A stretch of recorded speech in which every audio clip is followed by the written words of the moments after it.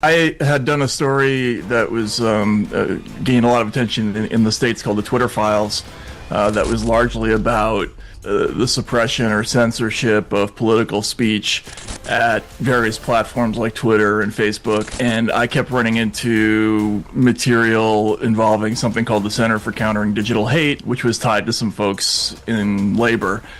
Because of that reporting, Paul Holden, who had been doing research for quite some time, he's sort of British and South African.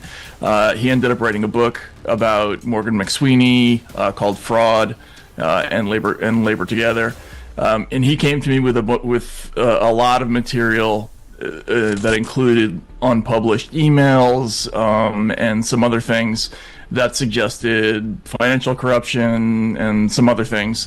And we published that. And as a result of that coverage, this dovetailed with another report that had come out in the Sunday Times. We were all kind of lumped together by Labor Together, and they hired this company to look at us. The hidden contracts behind political smears. Matt Taibbi. In a world where truth is more dangerous than fiction, powerful political operatives are now weaponizing smear campaigns to destroy the lives of journalists daring to expose corruption. Labor Together, a political think tank linked to the UK Labour Party, hired the PR firm APCO to conduct a covert operation aimed at ruining the reputations of investigative reporters. This is far beyond politics. It's an all-out assault on the free press, a deliberate move to suppress accountability and control the narrative at any cost. You can imagine people like, Gabriel Pogren and myself and Paul Holden. None of us, at least I'm not, a colleague of most of those folks, but we were all lumped together as essentially useful idiots for Russia in this report. And the language, as I understand it, is more extreme than just saying that we used materials from a Russian hack. PCO's role in this campaign was more than just a PR effort. It was a strategic attack on the very essence of journalistic integrity. The PR firm was hired to go beyond traditional media manipulation, engaging in human intelligence to infiltrate personal and professional spaces of journalists, including their friends, sources, and networks. Their mission was clear: discredit those involved and shatter their credibility by any means necessary. From financial investigations to stakeholder outreach, every tactic was aimed at undermining the trust that the journalists had spent years building. Think about what that really means. When you strip a journalist of their credibility, you don't just hurt that one person. You send a message to every journalist watching. You make the entire profession flinch. And that is not a side effect of this kind of operation. That is the point. It's outrageous. I mean, the one thing that makes it quasi acceptable is that it was at least initiated before Keir Starmer came to power. The problem is that this report was apparently circulated among members of the cabinet afterward, and nobody said anything about it. Nobody objected. And that is a serious problem. What followed was nothing short of terrifying for anyone who values independent journalism. Journalists were confronted with false accusations, suggesting they were part of a Russian disinformation campaign. APCO didn't stop at defaming them in the public eye. They went further, attempting to intimidate media outlets into changing their coverage and pressuring advertisers and business contacts to sever ties.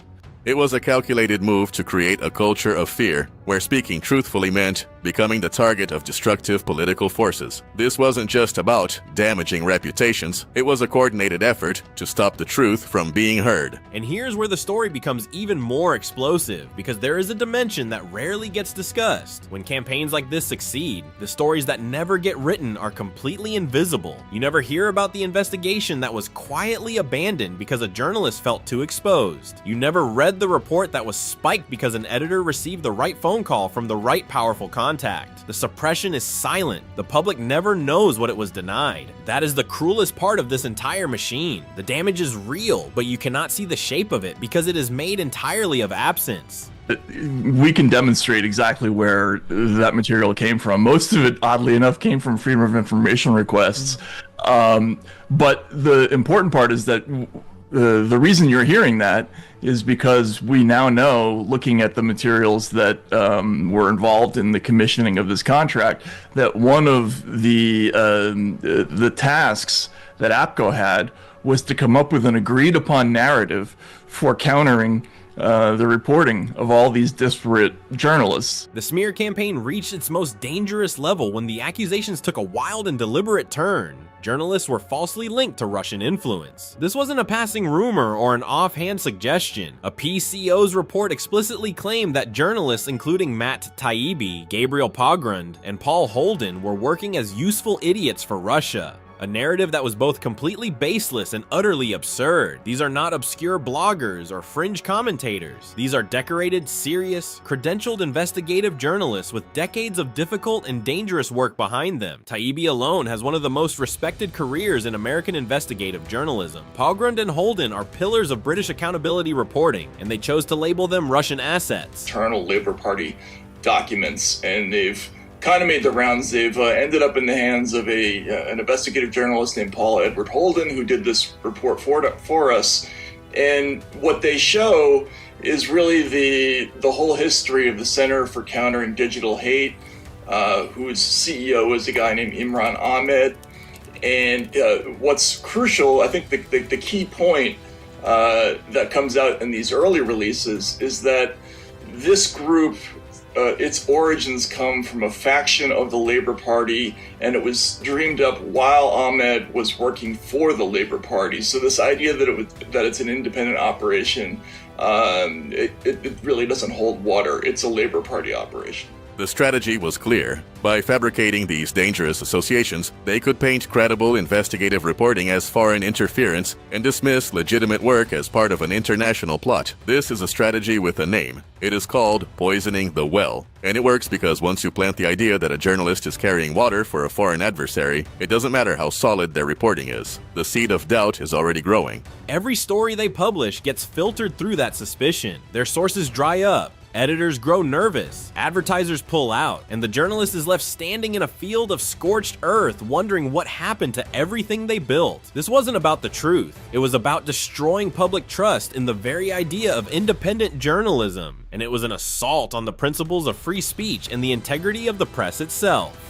The consequences of this smear campaign rippled through the highest levels of government, with Labour Party officials deeply entangled in the operation. The involvement of Josh Simons, a key figure in the Labour Party and now a cabinet office minister, raises serious and urgent questions about the use of government resources for personal and political retribution. That is not a political operative hiding in the shadows anymore. That is someone with access to the levers of government, someone whose salary is paid by British taxpayers. And the question that demands an answer, loudly and repeatedly, is whether government influence or government connections played any role in an operation designed to destroy private citizens for simply doing their job. When members of the government are using private intelligence firms, or at least using their product, and then also has been a lot of whispering to journalists about the contents of this report, and you will see that appearing in the news, uncredited and not attributed to any named sources, but it's out there, and that's a problem. The political fallout was inevitable. This campaign wasn't a rogue operation. It had the backing of some of the most influential people in the Labour Party.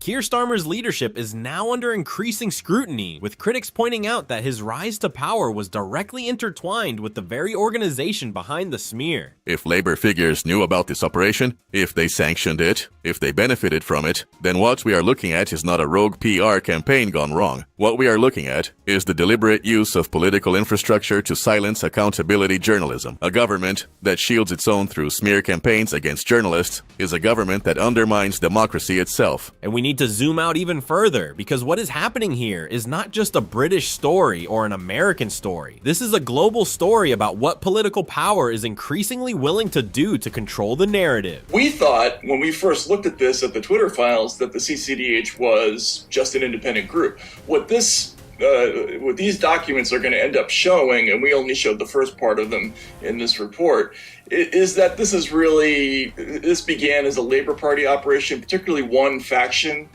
tied to a thing called Labour Together. Crop the news bar. We have entered an era where smear campaigns have been fully professionalized. The dirty work that once happened in back rooms is now outsourced to firms with offices in glass towers, billed as a line item on a budget spreadsheet, and executed with the cold efficiency of a corporate restructuring. This is disinformation as a service. Reputation destruction on demand, and the market for it is growing because most of the time, nobody is held accountable. The journalist gets destroyed, the powerful move on, and the next journalist watching from the sidelines learns exactly the lesson they were supposed to learn. Stay quiet, don't dig too deep, don't make the wrong enemies. This isn't just about one isolated smear, it's a frightening glimpse into the future of political warfare. What we're witnessing is the rise of professionalized smear campaigns, where intelligence tactics and media manipulation are outsourced to PR firms who specialize in destroying reputations. This is the systematization of disinformation, a deliberate effort to control the narrative, destroy dissent, and silence anyone who dares challenge the powerful. By weaponizing the press, spreading baseless lies, and deploying intimidation tactics, political groups are eroding the very foundation of democracy. And when smear campaigns become the norm, truth is the first casualty, and freedom of speech is the next. This is a wake-up call to every journalist, editor, and truth seeker. The days of reporting without fear are quickly fading. If powerful political forces can get away with hiring PR firms to destroy the lives of journalists simply for exposing corruption, what is to stop this from becoming the new standard? The message being sent is loud and clear. Challenge the system, and you will face the wrath of a machine designed to crush you. As these political operatives grow bolder, the freedom of the press will be pushed further to the brink. And if we fail to protect the press now, we risk losing the only tool capable of holding the powerful to account. The most immediate thing that I think needs to happen is that the public needs to see that final APCO report, because from my understanding, according to my sources, is that the thing that people are most concerned about in both within the Labor Party and at APCO is that that final report get out. The Sunday Times has it. I reported that over at the end of last week. They did a story about it on Saturday, but they have not released the contents of that report. The most maddening part of this entire story is that the public still hasn't seen the full APCO report. The Sunday Times reportedly holds it and has yet to release it. Matt Taibbi, Gabriel Pogrund, and Paul Holden have all demanded full transparency to understand the true scale and intent behind this smear campaign. Without the release of that report, no one can fully grasp how far political operatives are willing to go to destroy reputations and bury the truth. Secrecy is the oxygen that keeps this kind of operation alive. The longer that report stays buried, the more these operatives can deny, minimize, and deflect. Every day it remains hidden is another day the people responsible escape accountability. The fact that powerful interests still appear to be working to suppress it only fuels the suspicion that there is far more being hidden. It's not just about journalist Badzia's reputations, it's about the integrity of the press, the freedom of the media, and the right of the public to know the truth. The APCO report must be released in full. The people who commissioned this campaign must be identified and forced to answer for it. Labor Together must explain exactly what they paid for and who authorized it. Josh Simons must answer questions about his role, and the Sunday Times must decide whether its obligation to the public outweighs the comfort of sitting on a document that powerful people would prefer stayed hidden forever. All the other journalists who were roped in need to see how they were described and need to see what was passed on to the National Cybersecurity Center. The battle over press freedom is far from over, but the stakes have never been higher. If Labor Together, with the help of APCO, can succeed in destroying the reputations of journalists merely for doing their jobs, the same tactics can and will be used on anyone who dares question the status quo. This is not just an attack on journalists, it is an attack on democracy itself. We must demand accountability from those who orchestrated these smear campaigns and ensure that this dangerous precedent never becomes the norm. The free press must remain the backbone of our democracy, holding power accountable and exposing the truth no matter how uncomfortable it makes those in charge. The truth does not protect itself. Someone has to fight for it. And if we don't fight for transparency, press freedom, and the truth right now, we risk losing them for good. This isn't just about defending journalists. This is about defending the very principles of democracy. If you believe in protecting truth, transparency, and press freedom, hit that like button, share this, and don't forget to subscribe.